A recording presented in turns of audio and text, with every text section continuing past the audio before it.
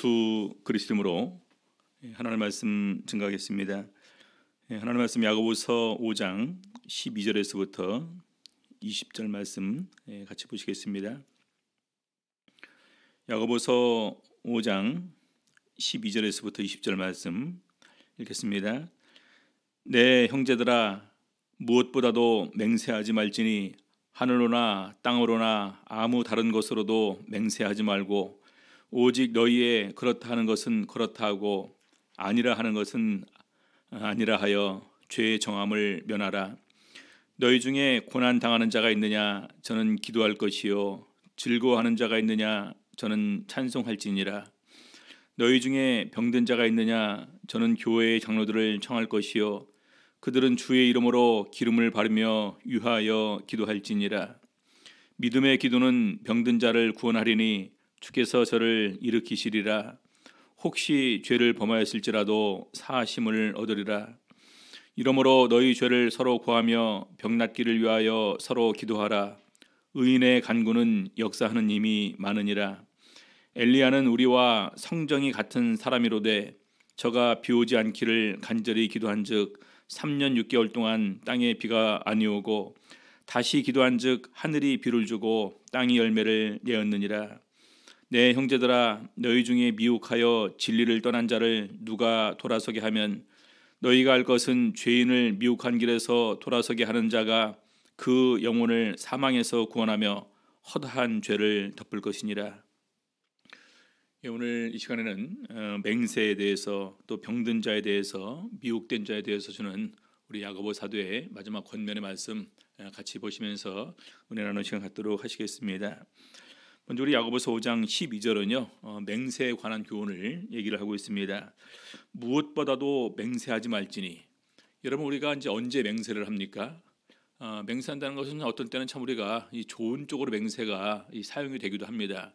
예를 들어서 내가 한 말이 진실이다 라는 것을 증명하게 될 때, 사람들이 이제 안 믿을 때 우리가 그때 이제 맹세를 하기도 하고, 내가 한 말대로 반드시 약속을 이행하겠다.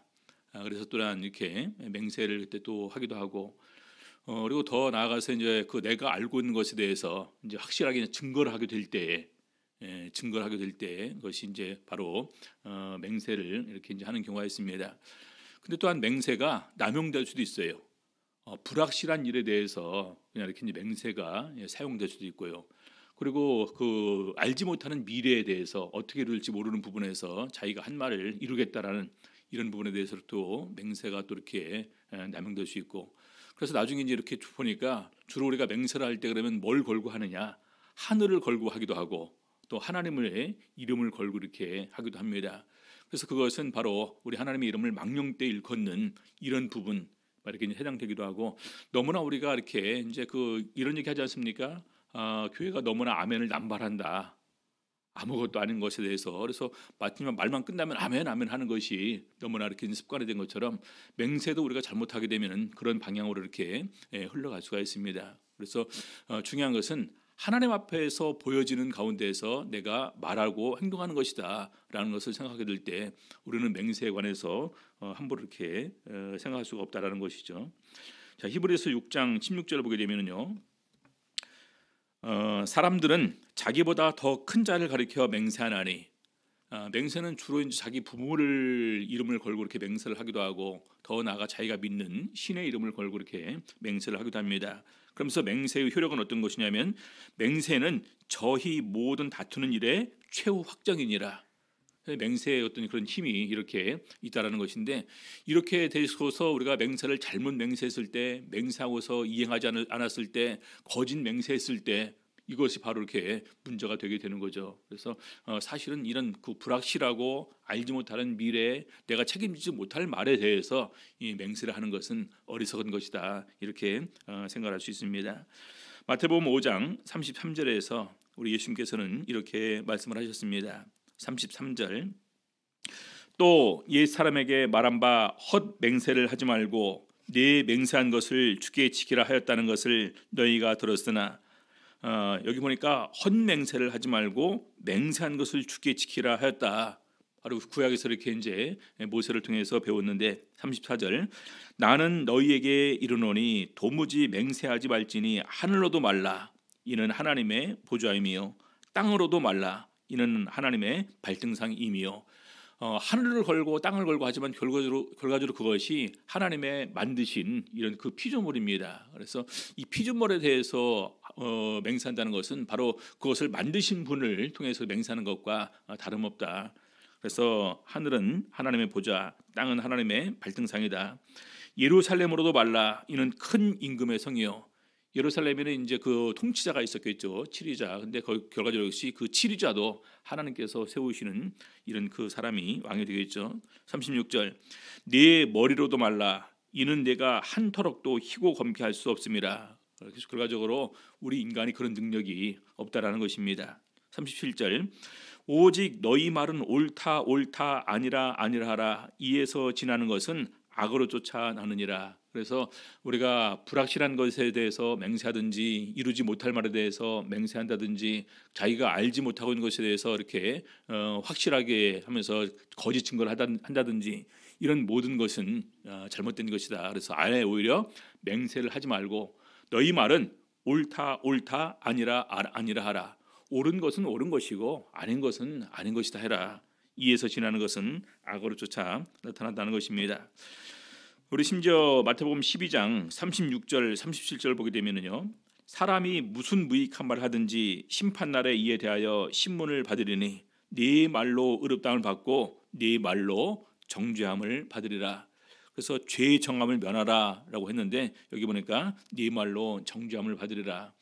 그래서 우리가 이 맹세한다는 것은 사실 굉장히 이렇게 우리가 쉽게 생각하면서 맹세하지만 사실은 이 맹세 자체가 우리가 하나님 앞에서 말로 죄를 지을 수 있는 여지가 굉장히 많이 있다라는 것입니다. 그래서 맹세하지 말라. 오히려 우리 말이 항상 생각할 때 옳은 것은 옳은 것이고 틀린 것은 틀린 것이다. 그리고 무익한 말 다 그 말에 대해서 우리가 책임을 져야 되니까 내가 말에 대한 책임을 진다고 생각해서 신중해서 말을 해야 될 것을 이렇게 얘기를 하고 있습니다. 우리 전도서 5장 2절 보시겠습니다. 전도서 5장 2절 전도서 5장 2절 너는 하나님 앞에서 함부로 입을 열지 말며 급한 마음으로 말을 내지 말라. 하나님은 하늘에 계시고 너는 땅에 있음이라. 그런즉 마땅히 말을 적게 할 것이라. 그래서 어떤 사람이 현명한 사람이냐? 말을 적게 하는 것이 제일 현명하고 맹세는 아예 하지 않는 것이 제일 좋고 그리고 말을 하게 되면은 정말로 차분하게 하나님께서 듣고 있다라는 이런 생각을 가지면서 주의 깊게 말을 해야 될 것을 이렇게 권면하고 있습니다. 자, 두 번째는요. 병든 자에 대해서 이렇게 이제 그 권면하고 있습니다. 야고보서 5장 13절 보겠습니다. 야고보서 5장 13절 너희 중에 고난 당하는 자가 있느냐 저는 기도할 것이요 즐거워하는 자가 있느냐 저는 찬송할지니라.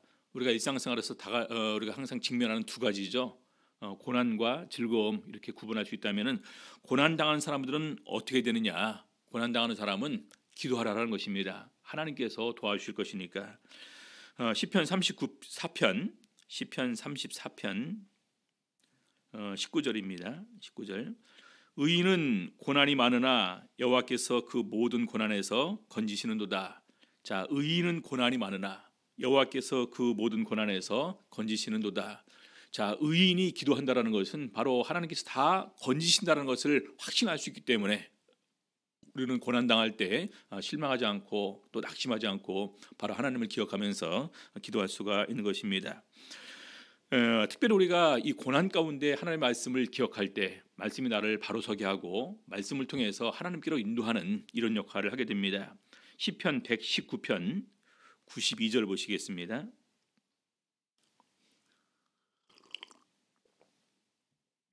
시편 119편 92절 주의 법이 나의 즐거움이 되지 아니하였다면 내가 내 고난 중에 멸망하였으리이다. 주의 법이 나의 즐거움이 되지 아니하였다면 우리가 고난 가운데서 계속해서 말씀을 묵상하는 가운데서 말씀을 믿고 말씀 때문에 소망을 갖게 되고 말씀을 통해서 하나님의 긍휼과 사랑을 깨닫게 되고 말씀을 통해서 의지해서 하나님께 간구함을 통해서 고난에서 넘어지지 않고 끝까지 설 수 있게 됨을 이렇게 고백을 합니다. 자, 그다음에는요, 즐거워하는 자가 있느냐? 저는 찬송할 것이요. 즐거워하는 자. 여러분, 그 즐거움은 뭐를 통해서 나올까요? 가장 좋은 즐거움은 하나님께서 나와 함께 하심을 체험하게 될 때의 그 즐거움이 가장 클 것입니다. 그래서 우리 시편 22편 25절부터 보게 되면요, 이렇게 얘기를 하고 있습니다. 시편 22편 25절. 대회 중에 나의 찬송은 주께로서 온 것이니. 즐거워하는 사람의 가장 자연적인 표현은 찬송입니다. 그렇죠? 그래서 대회 중에서의 나의 찬송은 주께로서 온 것이니 주를 경외하는 자 앞에서 나의 서원을 갚으리이다.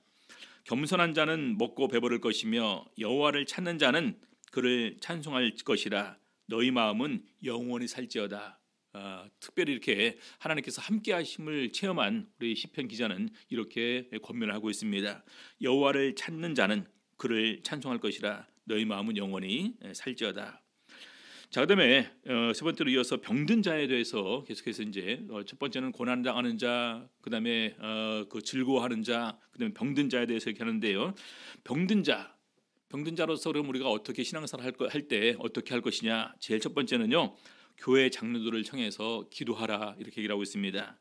야고보서 5장 14절입니다. 너희 중에 병든 자가 있느냐? 저는 교회의 장로들을 청할 것이요 그들은 주의 이름으로 기름을 바르며 위하여 기도할지니라. 너희 중에 병든 자가 있느냐? 저는 교회의 장로들을 청할 것이요 그들은 주의 이름으로 기름을 바르며 위하여 기도할지니라.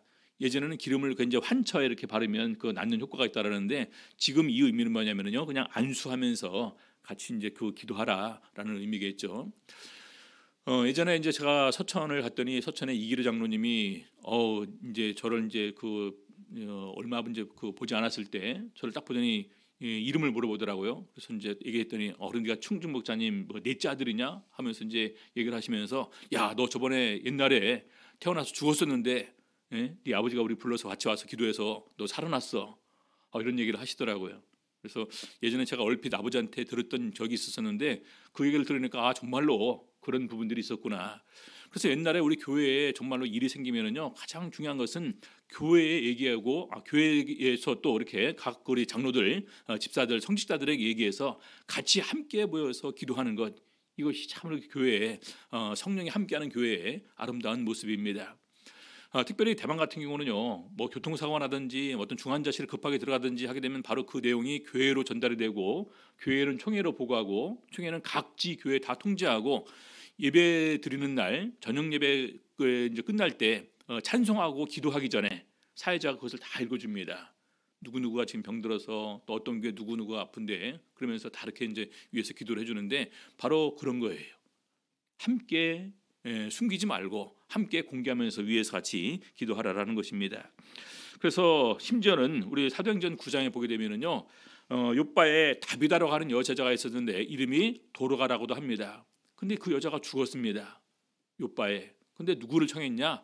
베드로를 청했어요. 베드로. 그래서 베드로가 이제 죽었지만 거기에 가서 기도해서 다비다를 다시 이렇게 살리는 내용이 기록이 되어 있습니다. 그래서 우리가 하나님을 믿는 사람들끼리 가장 우리가 이제 기억할 것은, 어떤 고통과 환난과 슬픔과 어려움이 온다 할지라도 그것을 숨기지 말고 바로 그것을 교회에 얘기해서 함께 기도하는 것, 이것이 바로 우리의 마땅히 해야 될 부분인 것입니다. 그래서 우리 사도행전에 보게 되면은요, 교회는 그를 위하여 빌더라라는 내용이 있습니다.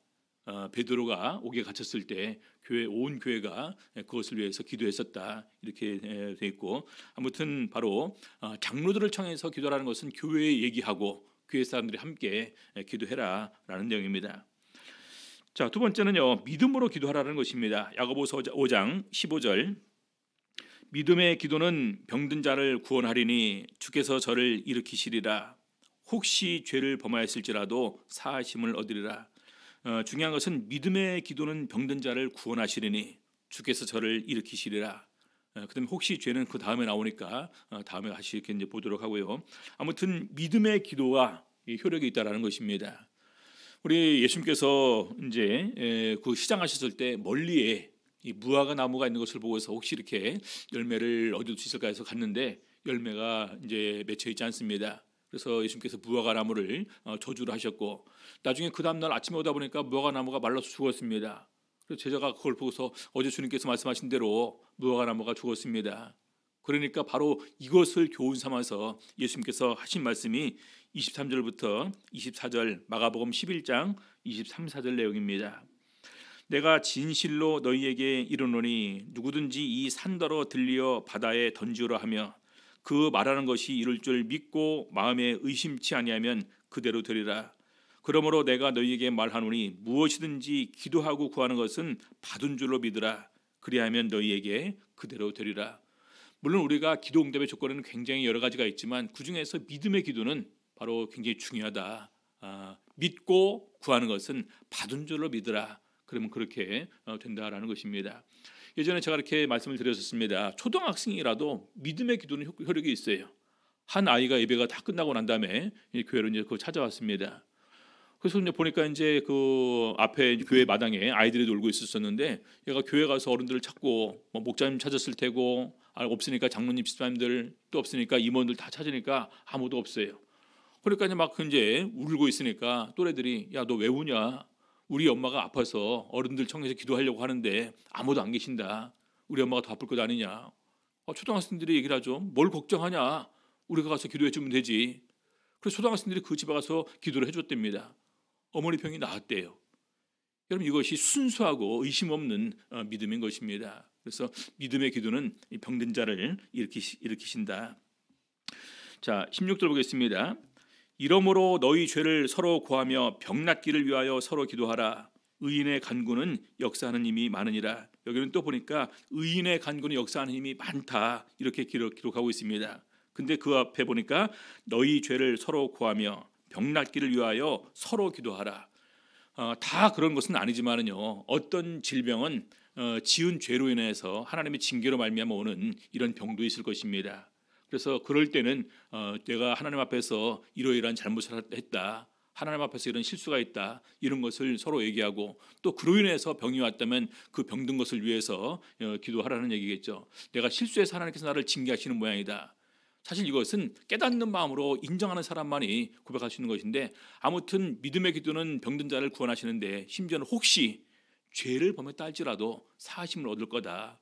그러면서 서로 죄를 구하고 병 낫기를 위해서 서로 기도하라라는 것입니다.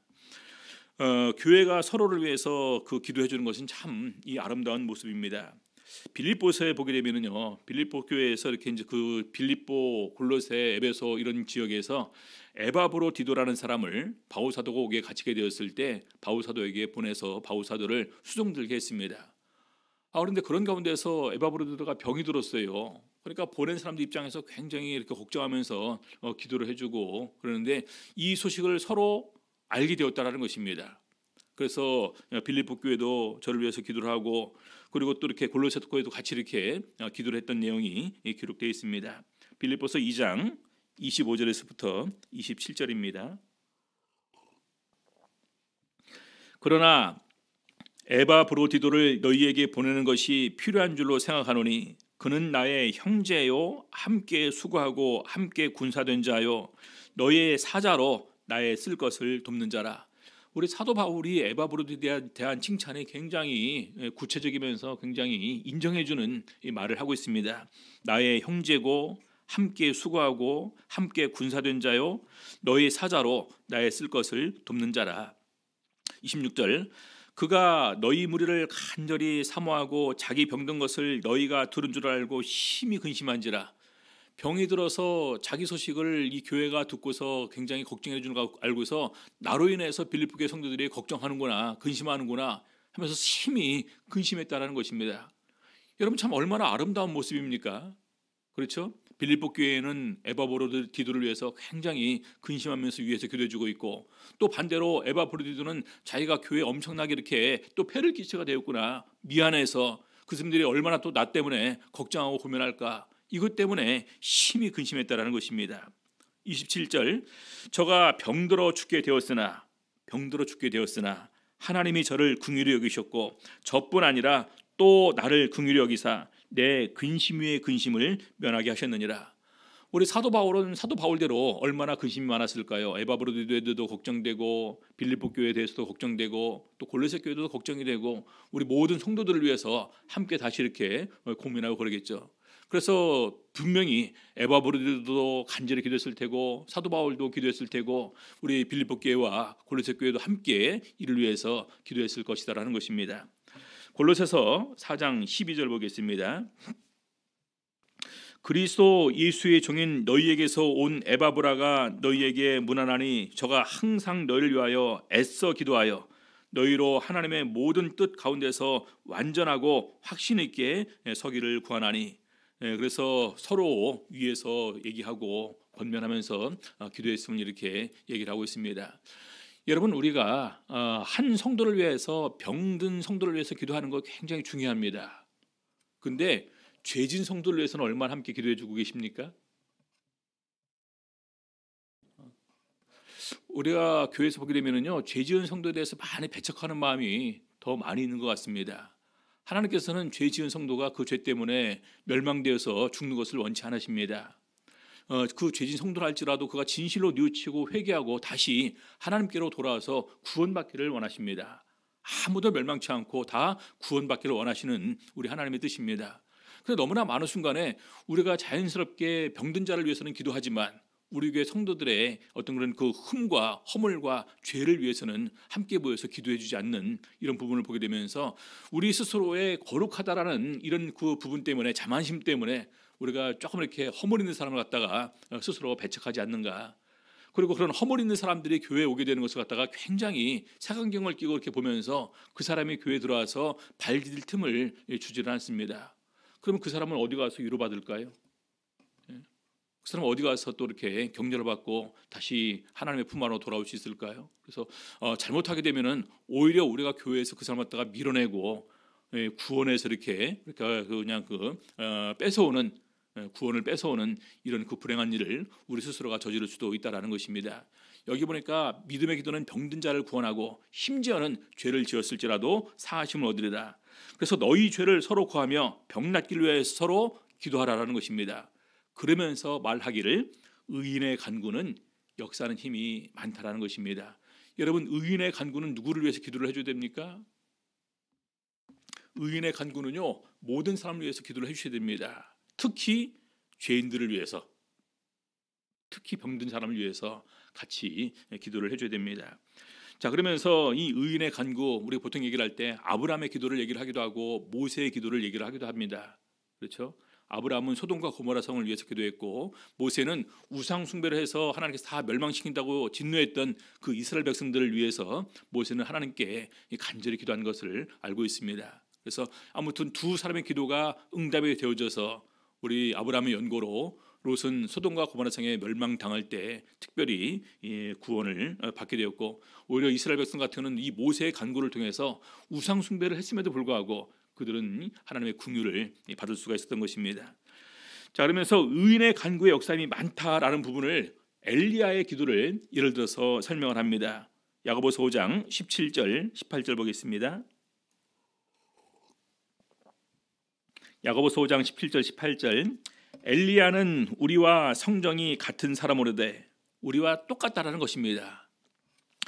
저가 비 오지 않기를 간절히 기도한즉 3년 6개월 동안 땅에 비가 아니오고 다시 기도한즉 하늘이 비를 주고 땅이 열매를 내었느니라. 자, 여기 간단하게 이렇게 기록되어 있지만은요, 열왕기상을 보게 되면 엘리야가 얼마나 이런 부분에서 기도할 때 그 특별한 부분이 있었는가 그래서 밝히고 있는데, 하나는 하나님께서 응답해 줄 것에 대한 확신을 가지고 있었고요, 그리고 끊임없이 오랫동안 기도했음을 우리가 알 수가 있습니다. 열왕기상 18장 40절 보게 되면은요, 엘리야가 저희에게 이르되 바알의 선지자를 잡되 하나도 도망하지 못하게 하라 하매 곧 잡은지라. 엘리야가 저희를 기손 시내로 데려다가 거기서 죽이니라. 너희가 언제까지 머뭇머뭇하려느냐. 바알이 맞으면 바알을 쫓고 하나님이 맞으면 하나님을 쫓으라. 그래서 바알과 아세라 선지자를 다 모으고 엘리야가 혼자 해서 이렇게 그 서로 기도를 해서 응답해 주는 신이 참신이다 해서 이제 엘리야의 기도가 응답을 받게 됩니다. 그래서 바알 선지자를 잡아서 다 그들을 죽이는 내용이 기록되어 있고, 그 다음에 41절부터 보니까요, 엘리야가 아합에게 이르되 올라가서 먹고 마시소서 큰 비의 소리가 있나이다. 여러분 3년 6개월 동안이나 비가 오지 않았어요. 견딜 수 있을까요? 제가 지금 이제 53살인데 지금까지 살아오는 기간 동안에 3년 6개월 동안 비가 오지 않았다? 이런 것은 경험이 없는 것 같아요. 그렇죠? 아마 우리나라도 1년 동안 계속해서 한 번도 비가 오지 않았다? 아마 그 해가 기억될 것입니다. 2020년은 기억될 것 같아요.